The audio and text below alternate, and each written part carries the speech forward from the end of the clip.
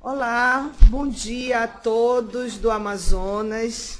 É um imenso prazer estar aqui hoje com vocês. Eu me chamo Dária Neves, eu sou professora da Universidade do Estado do Amazonas, da disciplina Saúde da Mulher, na área de ginecologia.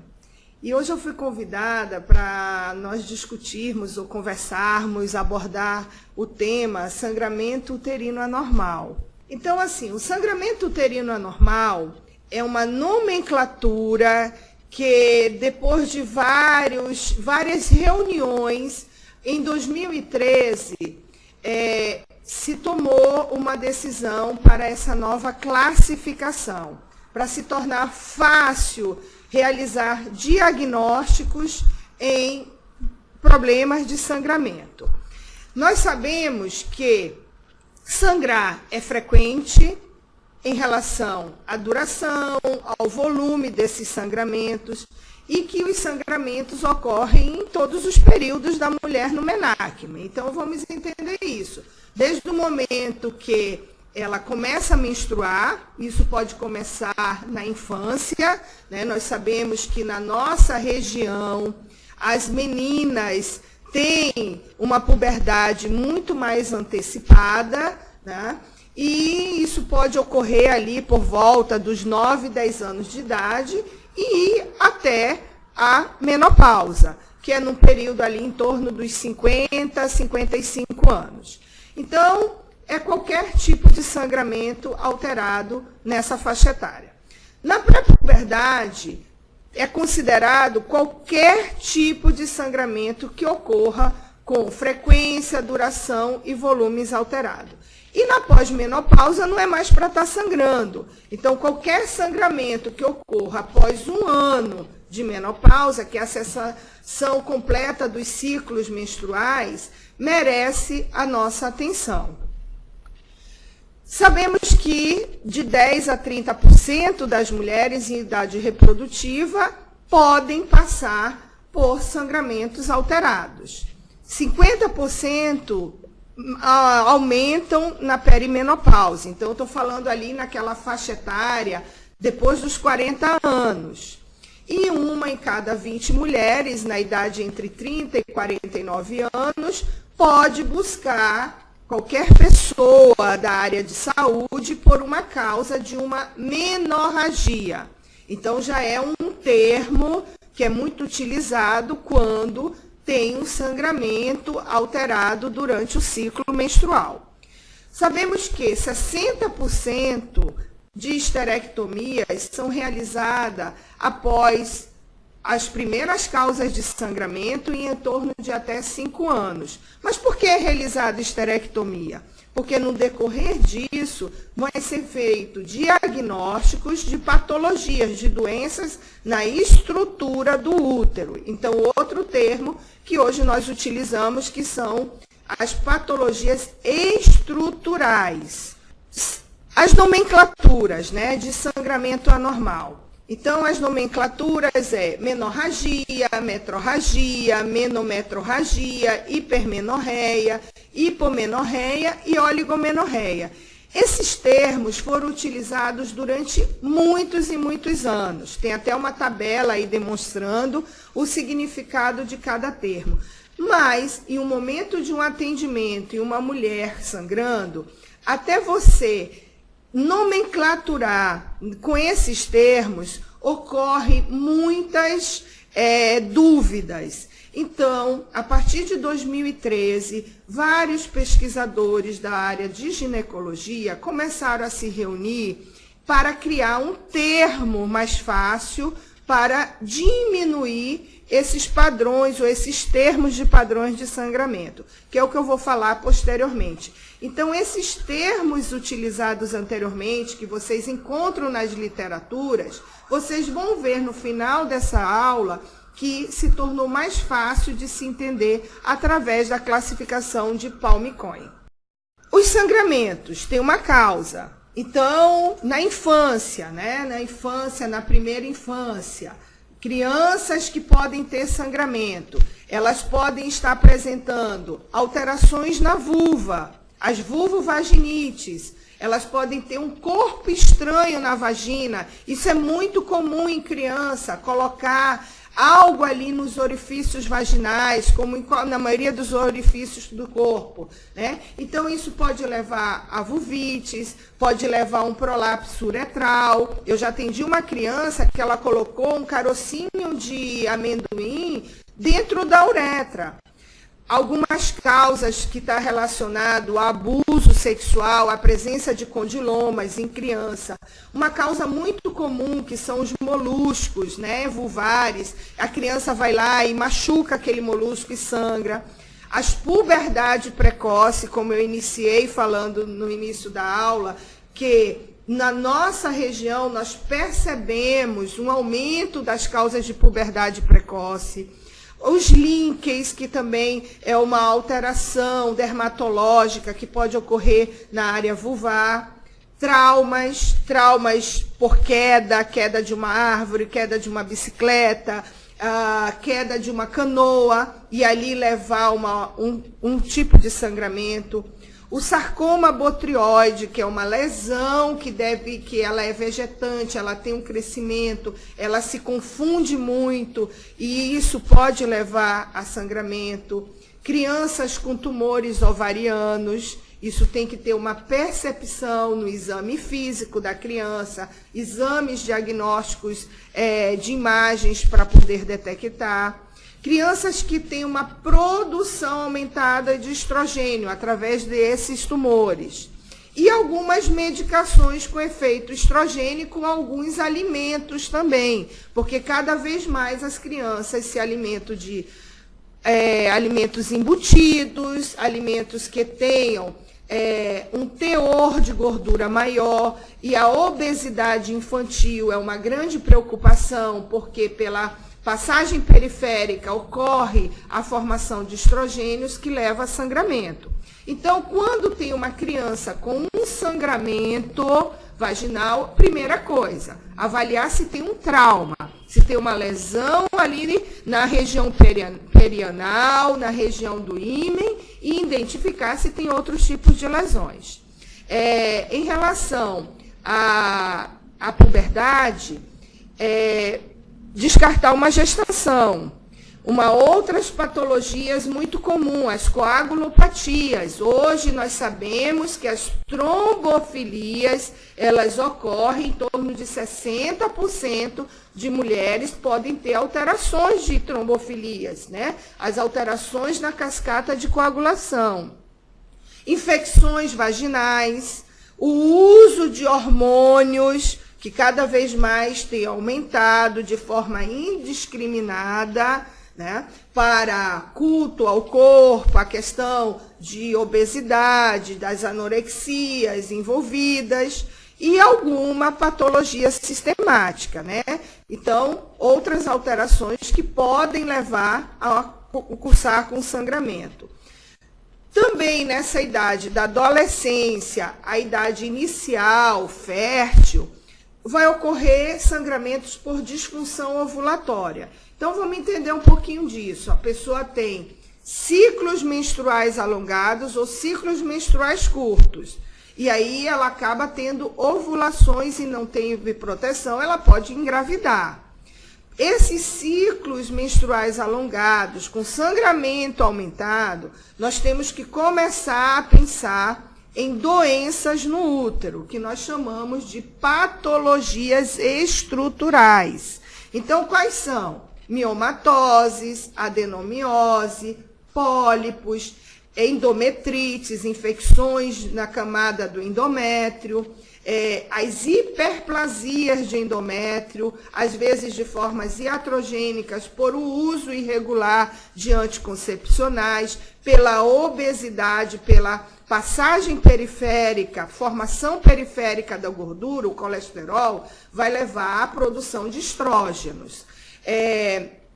As doenças associadas, muitas vezes é esse momento que se faz diagnóstico de doenças autoimunes, tá?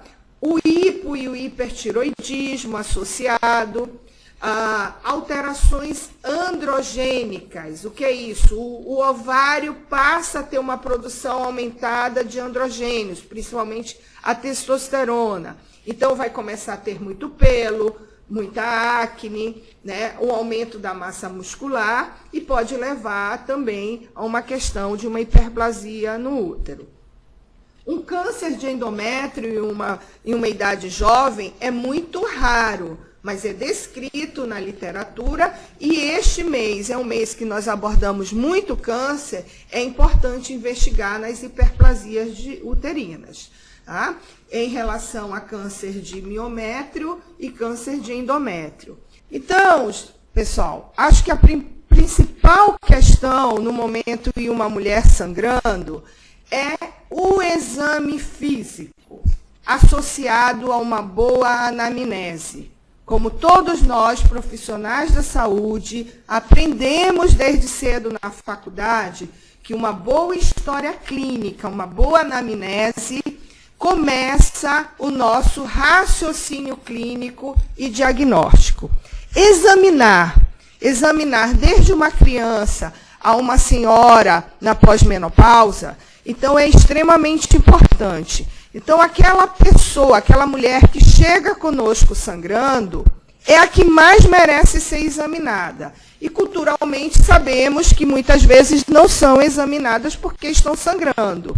Então, uma boa história da evolução desse sangramento, da quantidade, do volume, associado ao exame físico geral, e não é porque está sangrando pela vagina que não merece ter uma atenção especial na sua mucosa facial, um exame físico facial, um bom exame físico do seu tórax, envolvendo sua mama. Muitas vezes fazemos o diagnóstico aí de uma hiperprolactinemia, que é uma causa de sangramento anormal. Um bom exame físico do seu abdômen, vamos detectar massas palpáveis, um útero com volume aumentado. E um bom exame físico da genitália. E não importa a idade. Desde a criança, a primeira infância, até a pessoa na pós-menopausa.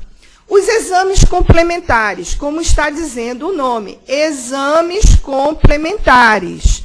Após o exame físico, a anamnese, para fazermos diagnóstico, principalmente de doenças, de patologias estruturais, fazermos diagnóstico de coagulopatias, lógico que nós vamos precisar solicitar alguns exames específicos. Então, aí que se solicita o exame. Então, essa questão de não examinar uma mulher sangrando e já partir direto para um exame de sangue, um exame de ultrassom, muitas vezes o profissional deixa de fazer um diagnóstico muito simples, que pode ser feito pelo exame físico. Então, isso é de extrema importância, eu acredito que todos aprenderam isso na escola e devem praticar. Essa que é a boa medicina. O diagnóstico ele vai ter objetivos específicos. Então, na pré-puberdade, primeira coisa que a gente tem que ver se tem trauma. Hoje nós sabemos que a violência sexual, né, 2 dias atrás foi publicado que a cada dia são 12 mulheres que são violentadas a cada 10 minutos. Crianças sendo violentadas, mulheres sendo violentadas, é a primeira causa que tem que se pensar em sangramento. Então, questionar, examinar as vítimas de violência é extremamente importante. A gestação na menacne tem que ser descartado na primeira hipótese diagnóstica. E nas mulheres na pós-menopausa, o nosso raciocínio já tem que se pensar em neoplasias. Imagine uma mulher de 60 anos que começa a sangrar. Nós, no ambulatório do PAN da Codajai, recebemos com muita frequência pessoas oriundas do interior do estado do Amazonas que sangram e nunca tinham sido examinadas e tinham um pólipo cervical. E tinha um espessamento endometrial que uma simples biópsia faria um diagnóstico de um câncer de endométrio. Essa mulher viaja horas por esses rios porque não fizeram uma simples biópsia no seu município. que já poderia ter adiantado o resultado. Eu sei que estou falando com muitas dificuldades em muitos municípios. A questão de fazer uma biópsia, mandar para patologia, mas já adianta muito o diagnóstico, e muitas vezes recebemos sem a mínima anamnese. Então, ficam reflexões para todos. Podemos utilizar esse organograma. Então, se eu tenho um sangramento uterino anormal, vou repetir, uma boa anamnese, uma boa história clínica vai abrir o raciocínio clínico do profissional que está atendendo. Exame físico. Identificou a causa. Então, ao examinar, identificou a causa, que quando é na área externa é fácil de identificar, ali já se fecha boa parte do diagnóstico. Não identificou a causa. Primeiro exame a ser solicitado é um beta-HCG. Por quê? Eu tenho que me certificar se essa pessoa não está grávida, se não está tendo um sangramento de implantação, se não está tendo um aborto, ou se já está numa gravidez mais avançada e está tendo um descolamento. É muito comum recebermos pacientes que desconheciam que estavam grávidas, ou diziam que desconheciam que estavam grávidas com sangramento. Então, se está grávida, começar a propedêutica obstétrica, que é a orientação para o pré-natal. Se o beta-HCG está negativo, então, nós temos que avaliar, através de um exame, um coagulograma, um hemograma básico, causas de anemia, alterações na coagulação. Tem alguns exames específicos para a trombofilia, mas aí é quando já vai para um diagnóstico mais avançado.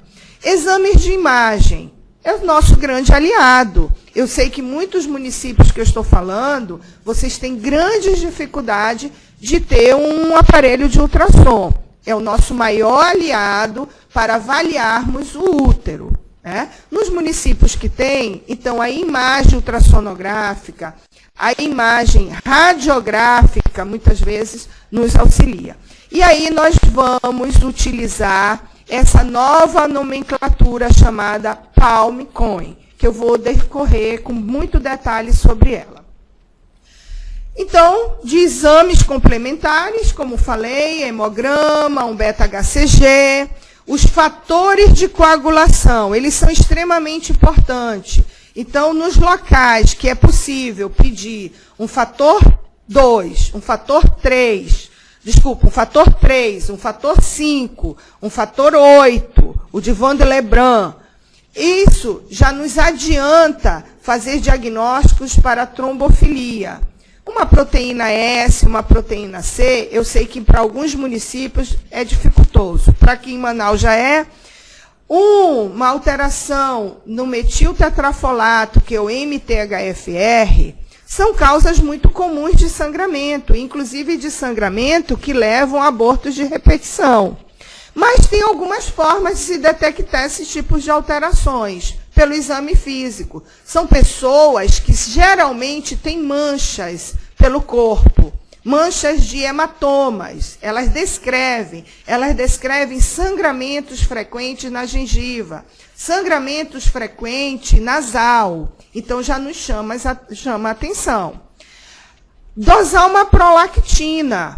No exame físico, muitas vezes nós já detectamos a presença de uma galactorreia. Então, temos que saber se a pessoa tem uma hiperprolactinemia ou não. Os androgênios. Quando é que nós vamos pedir dosagem de androgênios? Naquelas pessoas que têm alterações. Que tipo? Cushing, acne, pelos e surtismo. Então, ela está tendo uma produção androgênica maior, que pode levar a alterações também nos seus ciclos, aumentando ou não sua menstruação. Dosagem de FSH e LH, elas são extremamente importantes nos extremos da idade, quando nós vamos detectar puberdade precoce e quando nós estamos no extremo da idade reprodutiva. E descartar se tem hipo ou hipertiroidismo. Dos exames de imagem, como falei anteriormente, o ultrassom ele é mais utilizado, ele é de baixo custo. A histerossonografia, eu coloquei aqui só para citar, é um exame de alto custo. No estado do Amazonas, nós não temos profissionais ou não temos equipes por causa do contraste que tem que utilizar, que é caro. Então, coloquei aqui só para citar. E a ressonância magnética é um exame de alto custo, mas que nós conseguimos, às vezes, com mais facilidade até do que um ultrassom. E ele é um exame extremamente importante para visualizarmos a cavidade pélvica. É de mais precisão. No ultrassom, nós podemos detectar dentro da cavidade essas imagens aqui, que são imagens de uma hiperplasia com crescimento vegetativo dentro de cavidade. Isso pode ser pólipo, isso pode ser mioma.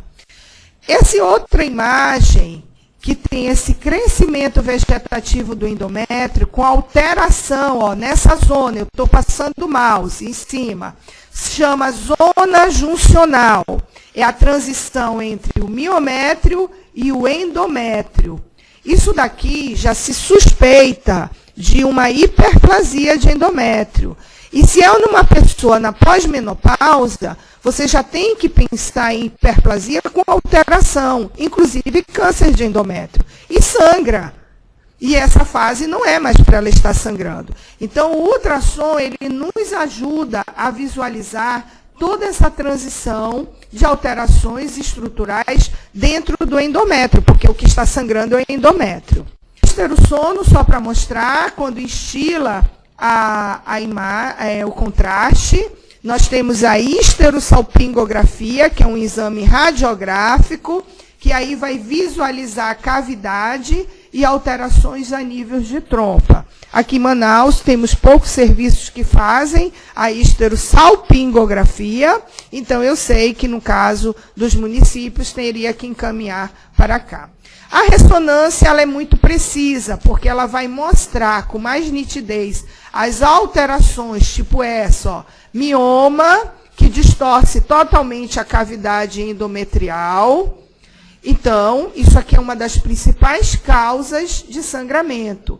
Só que aqui tem um mioma que cresce para fora. E aqui tem alterações internas nesse útero com múltiplos miomas. E muitas vezes esses miomas menores, no ultrassom, fica dificultoso se ver. E é os menores que muitas vezes sangram. Diagnóstico citológico, fazer uma biópsia do endométrio. Uma pequena curetagem, uma curetagem com uma cureta de novo, que isso é um procedimento ambulatorial. Uma biópsia com o Pipelle de Cornier. Eu sei que o Pipelle é difícil de encontrar no serviço de saúde pública, embora ele é muito barato, né? É questão de gestão. Mas fazer uma biópsia de endométrio, a gente já descarta a positividade para um câncer. Isso é extremamente importante, se está positivo ou não para um câncer, que é a principal causa de sangramento uterino. Então, a curetagem semiótica, na maioria dos municípios, é possível, sim, realizar em uma mulher com sangramento, porque o colo já está aberto. E com a cureta menor, a cureta fenestrada menor, você tira um fragmento, ou muito fragmento, que consegue. E, às vezes, você consegue fazer com anestesia a nível local do colo, aquela anestesia pericervical. Você já adianta muita questão no diagnóstico dessa paciente. A histeroscopia é um exame com mais detalhes, de técnicas, de aparelho, que aqui em Manaus nós já temos muitas dificuldades para realizar, imagino aí para vocês também. Só para mostrar a imagem, isso aqui é uma histeroscopia, é a imagem visual direta da cavidade, então histeroscopia. É como se fosse uma endoscopia dentro do útero. Não tem endoscopia digestiva, não tem a colonoscopia. A histeroscopia é justamente um pequeno aparelho que entra dentro do útero e vai mostrar a imagem. Aqui é uma cavidade normal, os ossos tubário. Essa daqui tem um pólipo endometrial.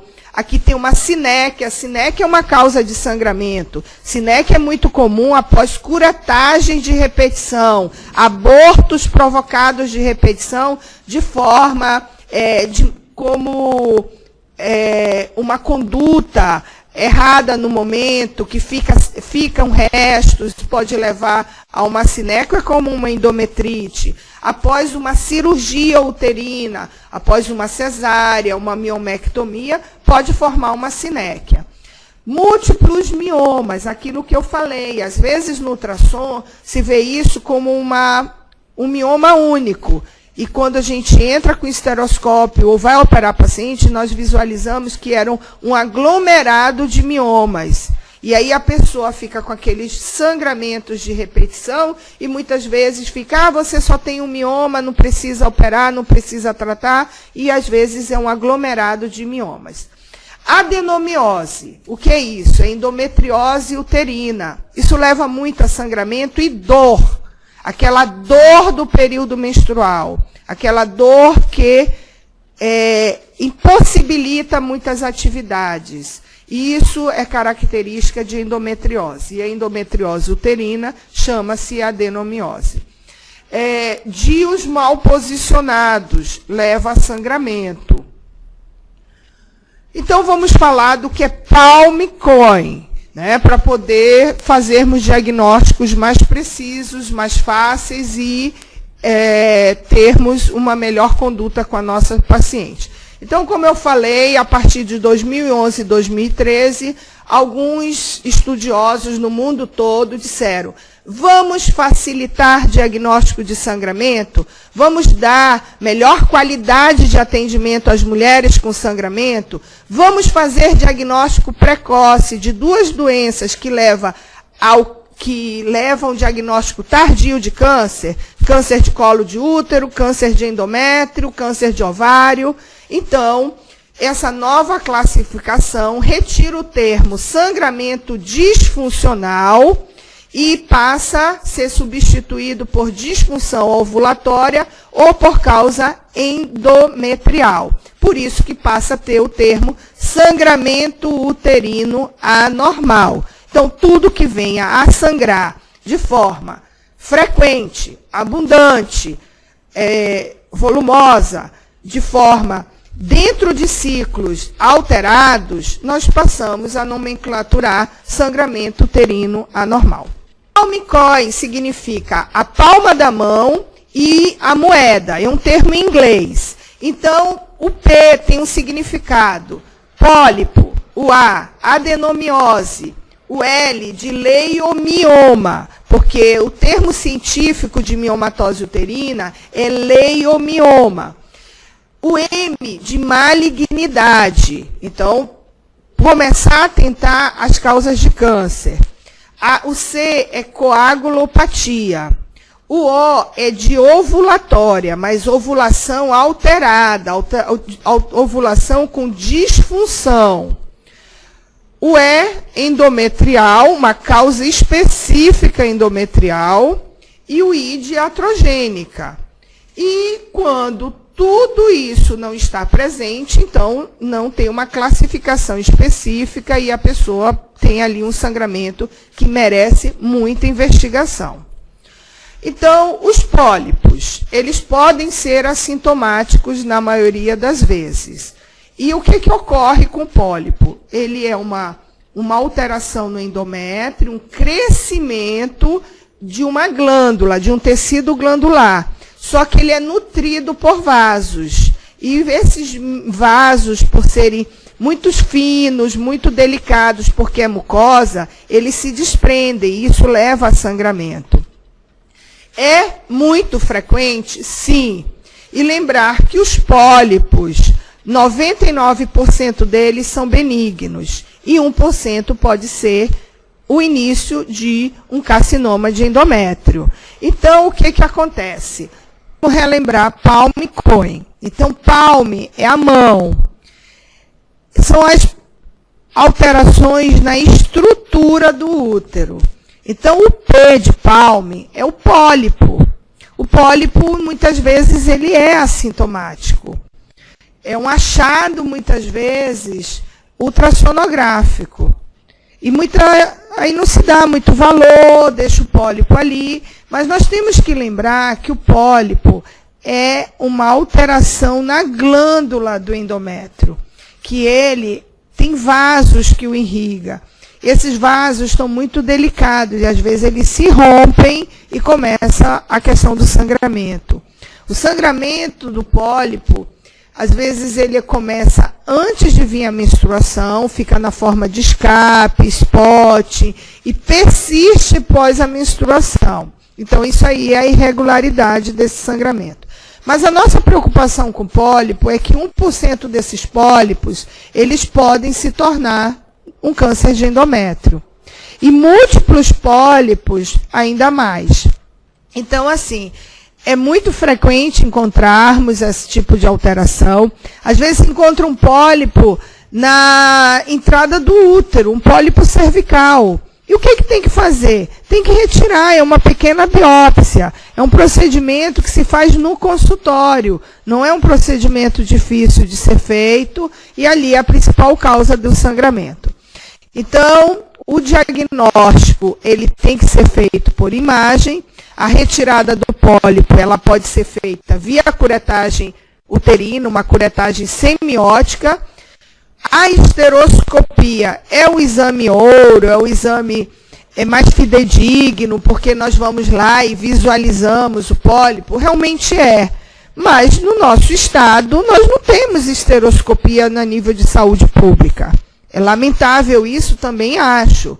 Mas não é por isso que não vamos deixar de biopsiar um pólipo e não vamos deixar aquele pólipo ali desenvolver hiperplasiar e depois chegar a paciente com diagnóstico mais avançado de uma hiperplasia de endométrio ou já de um câncer de endométrio. Então, é muito importante fazer as biópsias dos pólipos.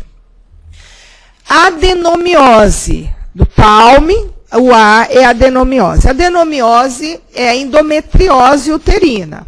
É uma das causas mais frequentes de sangramento e de dor na mulher na idade fértil, levando inclusive à infertilidade.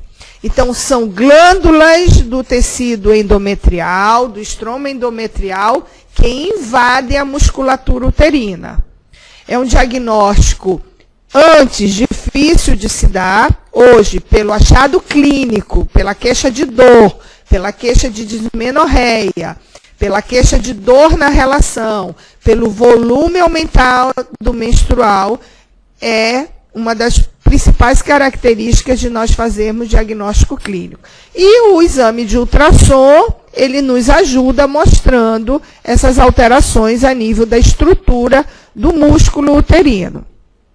Ela pode ser muito focal, então fica aquela lesão bem localizada, ou ela é uma lesão já toda difusa, tomando conta de toda a parede do útero.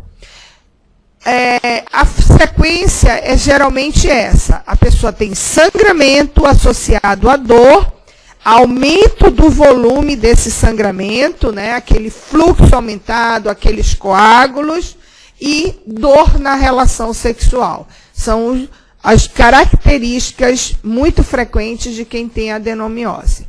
O diagnóstico é extremamente histológico, tem que fazer biópsia mesmo para definir diagnóstico, mas os exames complementares nos ajudam muito com essa hipótese. Então, um bom ultrassom no período menstrual e pós-menstrual, uma ressonância magnética fecha esse diagnóstico, porque as imagens são muito precisas. E o tratamento? O tratamento é inibir a menstruação. Então, podemos inibir essa menstruação com o quê? Com anticonceptivos hormonais. Desde os orais, os injetáveis, os adesivos. Colocar um DIU com o Mirena dentro é um excelente tratamento.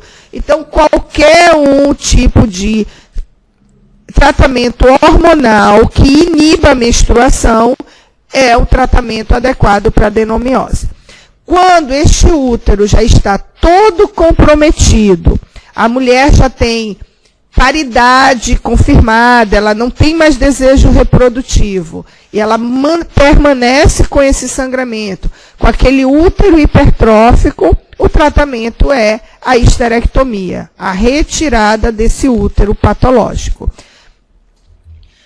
Leiomioma, que são os miomas uterinos. É um tumor benigno, é um tumor da musculatura uterina. é a principal causa de sangramento nas mulheres. Eles podem ser assintomáticos? Podem. Quando começa a sangrar, eles sangram bastante porque eles já estão comprometendo a cavidade endometrial. Ele faz compressão, ele faz a dor menstrual, a dismenorreia, ele pode ser muito volumoso, causando compressão na bexiga, compressão no reto. E, às vezes, nós encontramos mulheres com miomas, com úteros com volumes de mais de 1.000 centímetros. Então, o que aconteceu? Foram deixando desenvolver aquele mioma.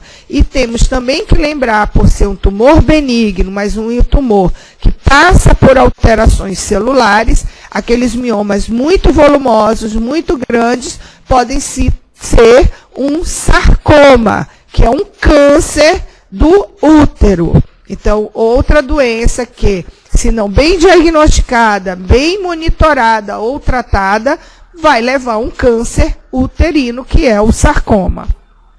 O tratamento de miomatose uterina é cirúrgico.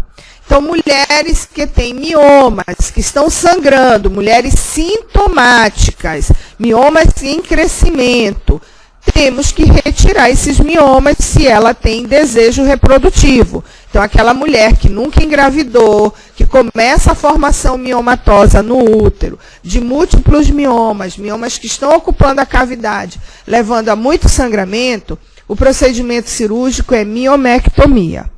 Mulheres já com desejo reprodutivo, já tiveram, elas não têm mais esse desejo de engravidar. Elas têm múltiplos miomas. Existem tratamentos clínicos, à base também de anticoncepcionais, hormonais, que vão inibir a menstruação. Mas temos que entender a anatomia do órgão. Se tem mioma ocupando a cavidade uterina, não adianta dar anticoncepcional. Vai sangrar do mesmo jeito. Se tem miomas que estão crescendo, que têm volumes exagerados, não adianta somente fazer o análogo de GNRH, que é o inibidor da hipófise, que ele não vai sumir, ele vai diminuir.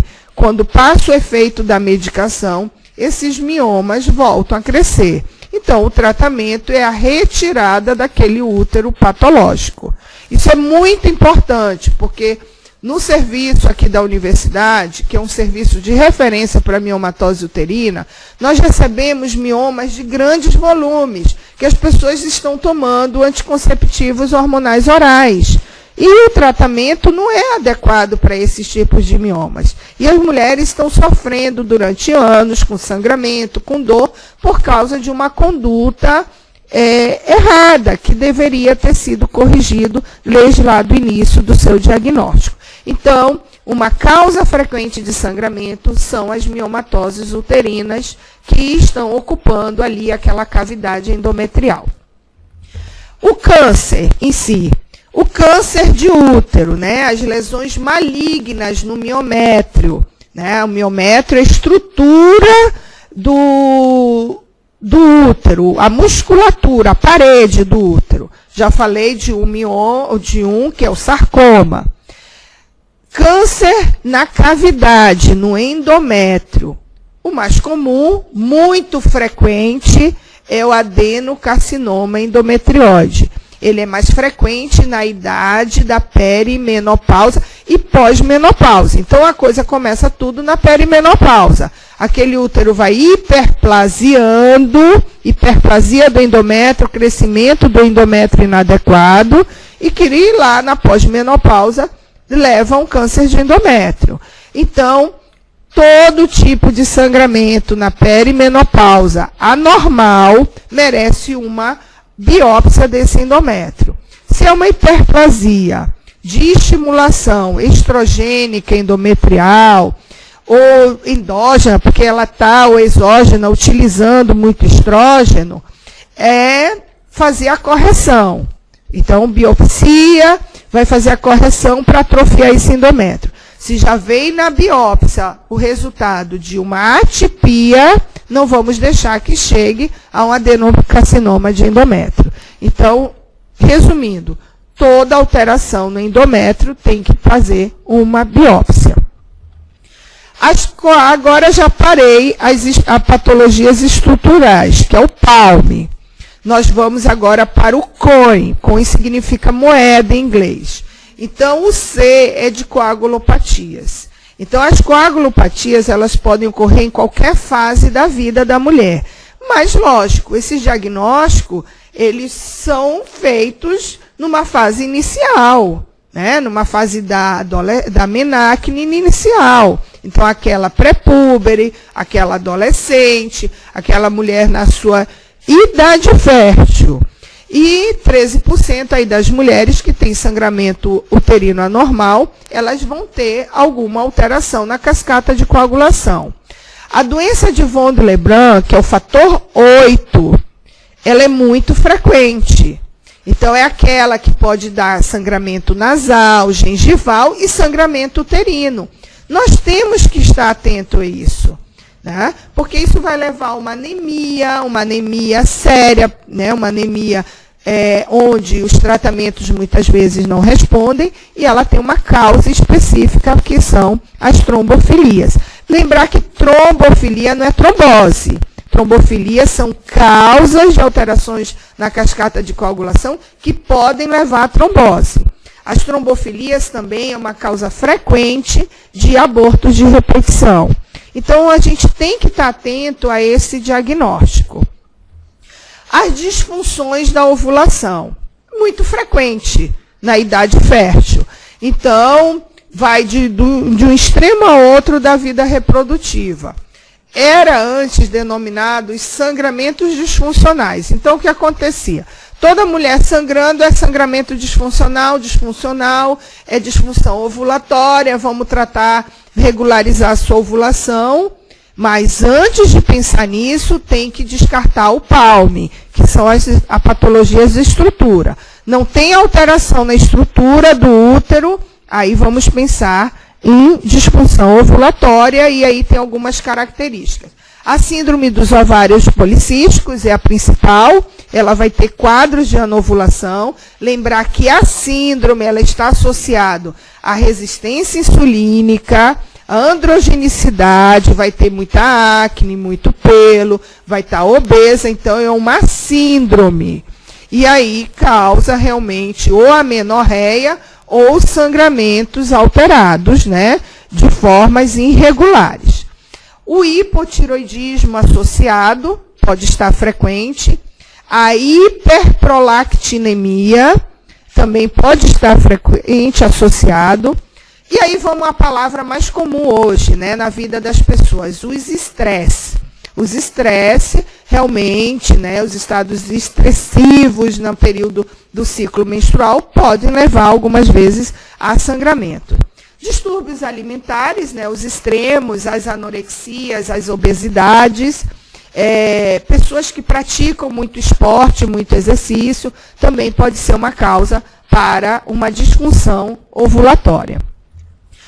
O endométrio específico, não tem alteração de pólipo, mioma, adenomiose lá no endométrio. E aí a pessoa tem um sangramento aumentado porque a questão da hemostasia endometrial não está ocorrendo de forma adequada. Aquele epitélio fica muito fino, a basal fica muito alterada e aqueles microvasos se rompem e levam a sangramento. Então, é um diagnóstico de exclusão, né? Principalmente no período fértil. Então, voltando a lembrar, primeiro tem que saber se não tem uma alteração na estrutura, não tem mioma, pólipo, adenomiose, endometrite. Aí sim é uma alteração só da camada basal do endométrio que temos que proliferar ela. Então, utilizamos um progestágenos para ocorrer a proliferação e voltar a ciclar essa paciente. As causas iatrogênicas, uso de hormônios de forma inadequada, sim, sabemos que hoje o culto ao corpo é grande, então as pessoas se injetam andrógenos para terem mais músculo, isso pode levar. O uso inadequado dos anticoncepcionais hormonais. As pessoas tomam seus comprimidos na hora errada e aí vai sangrar. aplica sua injeção de forma inadequada, esquece que o injetável mensal tem que aplicar a cada 30 dias, aí fica esperando sangrar para aplicar. Esquecem de aplicar o trimestral a cada 90 dias, isso pode levar a alterações iatrogênicas pelo mau uso dos seus medicamentos, né? O dispositivo intrauterino pode dar escape se ele estiver mal posicionado. Então, quando colocar um DIU, tem que fazer o controle. O ultrassom é o nosso grande parceiro para visualizar se esse DIU está bem posicionado. A associação de tabagismo, drogas, medicamentos em gerais pode levar também a algum tipo de sangramento, né? A associação de anticonvulsivante, antidepressivo, anticoagulantes com anticoncepcionais, hormonais orais, também pode levar a sangramento de escape. Então, o tratamento. Acho que a principal coisa é aliviar o sintoma daquela mulher que nos procura sangrando. Com isso, nós vamos ter uma prevenção dessa recorrência. Se fizermos o diagnóstico adequado, vamos fazer o tratamento adequado. Em mulheres com desejo reprodutivo, a preservação da fertilidade dela. Mulheres com desejo não reprodutivo, tirar essa causa. E no final, nós temos que ser efetivos, porque percebemos que mulheres com sangramento, elas vão muitas vezes ao serviço de saúde, elas são atendidas muitas vezes por diversas equipes, cada um tomando uma conduta, e a causa do sangramento não fez o diagnóstico, não fez o tratamento, e ela acaba. E muitas vezes, como no nosso caso aqui, de um estado imenso, com as nossas estradas de rios, mulheres viajam 6, 8, 10 horas, quase às vezes 2 dias em barcos viajando, para chegar aqui em Manaus e ter um diagnóstico simples de um pólipo cervical e a principal causa de um sangramento. Ou então, às vezes, tem ali um câncer de endométrio mesmo, que por muitos anos ninguém fez uma biópsia. Então, são reflexões que nós temos que deixar para todos. Os tratamentos medicamentosos são diversos, eu não vou entrar em detalhe em cada um, a aula vai ficar à disposição. Então, utilizar um DIU medicamentoso, utilizar o ácido tranexâmico como um inibidor das prostaglandinas, um anti-inflamatório como inibidor das prostaglandinas, isso já diminui bastante aquele sangramento agudo. Já nos casos de disfunção, os anticoncepcionais orais, hormonais, no caso de um endométrio, que eu vou tirar aquela camada basal fina e reproliferar ele, utilizar um progestogênio na fase específica do ciclo, ou um progestogênio injetável para inibir de vez aquele endométrio. A conduta, nós temos que avaliar isso, né? Então, primeiro, no caso agudo, né, aquela mulher que chega na urgência com aquele sangramento abundante, vamos avaliar as condições hemodinâmicas dela. Se está estável, utilizar a anamnese, o exame físico, para dar um diagnóstico. E aí nós podemos utilizar naquele momento da urgência, um antifibrinolítico. Podemos utilizar uma indução com anticoncepcional oral em uma dose maior, né? Que podemos utilizar essas combinações. Podemos fazer a suplementação do ferro. Cessamos o sangramento da fase aguda, tá? Deixamos ela naquela fase inicial com anticoncepcional hormonal. Mas temos que investigar a causa. Não adianta dar alta daquela mulher dizendo que aquilo é o tratamento. Aquilo ali é a fase aguda e tem que investigar a causa. E a causa ser tratada.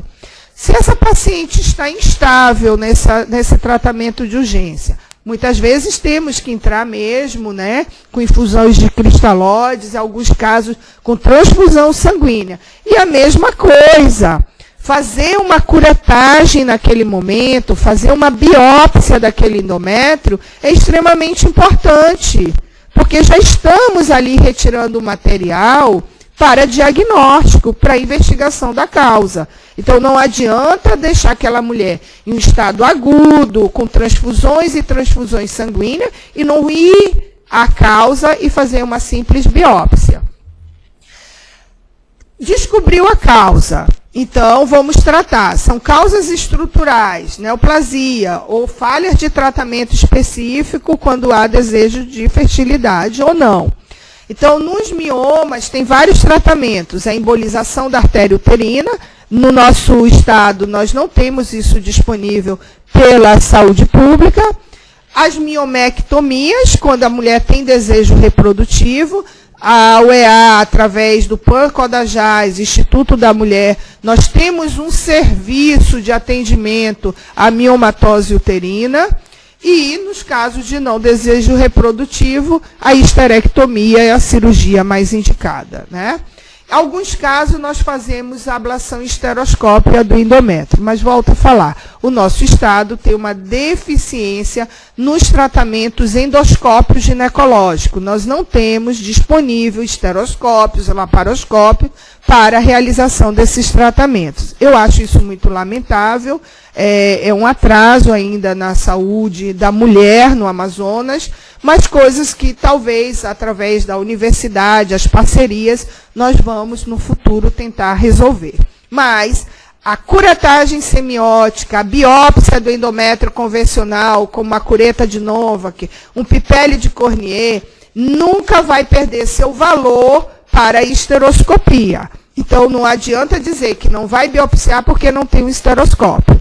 E isso não pode ser feito. Faça a biópsia, realize a biópsia, faça a conduta mais adequada que você tem em mãos. Não deixe de fazer o diagnóstico. Concluindo, terminando, e eu vou deixar aberto para as perguntas, né? A indicação de melhor tratamento é realmente uma determinação de conjunto de informações clínicas e socioeconômicas do paciente. Nós vamos fazer melhor pelas nossas mulheres, pelas nossas pacientes, com aquilo que nós temos. Mas é importante, exame físico, é importante ouvir, examinar, entender a patologia e fazer o diagnóstico. É uma patologia estrutural ou não? Se nós temos isso bem claro, nós vamos dar primeiro um bom atendimento, um bom acolhimento. E nós vamos resolver muitos casos antecipadamente, não vamos deixar nossas mulheres do interior morrendo com câncer uterino, que é ainda a maior causa de morte na mulher do Amazonas. Então, fica aqui uma mensagem para nós refletirmos, porque nós temos realmente que melhorar a qualidade de vida, a qualidade de saúde das nossas mulheres. E, às vezes, nós temos isso na nossa mão de fazer um diagnóstico precoce de uma patologia tão maligna como o câncer, que está levando muitas mulheres jovens no nosso estado, porque a nossa estatística é muito grande em mulheres jovens, do câncer de colo de útero, do câncer do útero, do câncer de ovário, e aqui eu não falei especificamente de câncer de mama, mas fica também uma grande mensagem, porque um tumor na mama, quando uma mama é realizado o autoexame, quando uma mulher chega no seu atendimento e a gente não se preocupa só em coletar um corpo citológico, mas fazemos um excelente exame físico, detectamos lesões precoces na mama. Então, a prevenção é através da boa anamnese, do bom exame físico para se fazer um bom diagnóstico e um bom tratamento. Muito obrigada, eu fico à disposição para as dúvidas, perguntas. Esta aula eu vou deixar à disposição de todos e também aí tem o nosso endereço pelo e-mail para todos tirarem suas dúvidas. Bom dia.